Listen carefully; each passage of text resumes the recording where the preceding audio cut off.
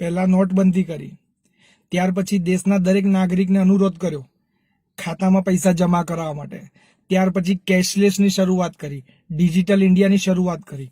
આપણે એનાથી સહમત છીએ, પરંતુ જ્યારે દેશના દરેક નાગરિકને ખાતામાં પૈસા નાખવા માટેની અનુરોધ કર્યો અને ત્યાર પછી ખાતામાંથી પૈસા ઉપાડવા માટે અને ખાતામાં પૈસા મૂકવા માટેના ચાર્જીસની શરૂઆત થઈ. તમે જ અનુરોધ કર્યો, ત્યાર પછી લોકોએ મૂક્યા અને તમે જ હવે ખાતામાંથી પૈસા ઉપાડવા માટે અને મૂકવા માટેના ચાર્જીસ શરૂ કર્યા. એનાથી બી વિરોધ નથી, પણ તારી બે બાજુથી પડવી જોઈએ ને. અમારી માંગ ખાલી એટલી છે કે જ્યારે અમે ખાતામાંથી પૈસા ઉપાડીએ છીએ ત્યારે અમને ચાર્જ લાગે છે, ખાતામાં પૈસા મૂકીશું તો બી ચાર્જ લાગશે.